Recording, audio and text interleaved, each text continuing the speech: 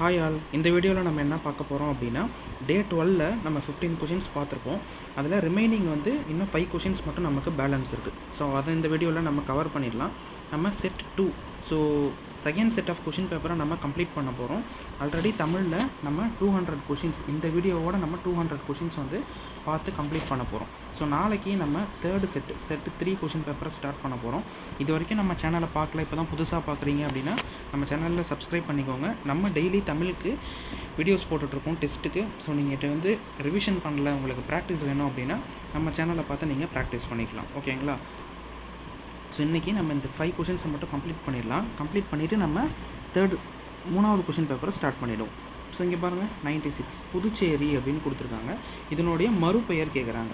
புதுச்சேரிக்கான மறுபெயர் என்னது? புதுவை. ஓகேங்களா? இதுதான் அதுக்கான மறுபெயர். புதுகை அப்படிங்கிறது எதுக்கான மறுபெயர் அப்படின்னா புதுக்கோட்டை. ஓகேங்களா? புதுக்கோட்டைக்கான மறுபெயர் தான் புதுகை. ஸோ நெக்ஸ்ட் கொஷின் போயிடலாம். 97 பொருத்தமான காலத்தை சுட்டுக. மாடுகள் இப்பொழுது புல் மேய்கின்றன.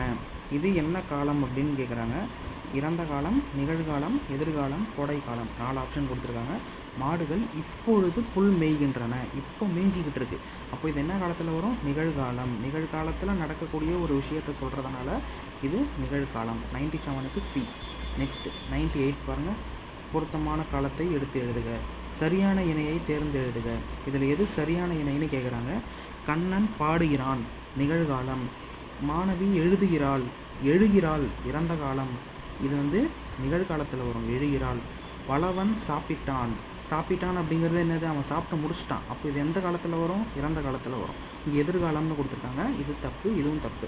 குமுதா கடைக்கு போனால், அவங்க ஏற்கனவே போயிட்டாங்க. ஸோ அதனால் இதுவும் இறந்த காலமில் வரும். இங்கே எதிர்காலம்னு கொடுத்துருக்காங்க. தப்பு. நமக்கு கரெக்டான ஆன்சர் எது அப்படின்னா இதுதான். கண்ணன் பாடுகிறான், நிகழ்காலம். 98க்கு ஆப்ஷன் ஏ ஆன்சர். நெக்ஸ்ட் 99 பொருத்தமான காலத்தை எடுத்து எழுது. இதுவும் அதே தான், 98ல் நம்ம பார்த்த மாதிரி தான். கண்ணன் படித்தான், இறந்த காலம். பூவிழி கோலம் வரைகிறாள், எதிர்காலம். வரைகிறாள் அப்படின்னு கொடுத்துருக்காங்க. அப்போ இது என்ன வரணும்? நிகழ்காலம். ஊட்டமிகு உணவு உண்பார், நிகழ்காலம் கொடுத்துருக்காங்க. உண்பார் அப்படிங்கிறது என்னது? இனிமே தான் அவர் வந்து என்ன பண்ணுவார்? சாப்பிடுவார். அப்போது இது எதிர்காலத்தில் வரணும். இதுவும் வந்து தப்பு. பொது அறிவு நூல்களை தேடி படிக்கின்றார். இது வந்து நிகழ்காலம். சரியா? தேடி படிச்சுக்கிட்டே இருக்கார். இது வந்து நிகழ்காலத்தில் வரும், எதிர்காலத்தில் வராது. ஸோ இதுக்கும் ஆன்சர் ஏ தான். ஆப்ஷன் ஏ தான் ஆன்சர்.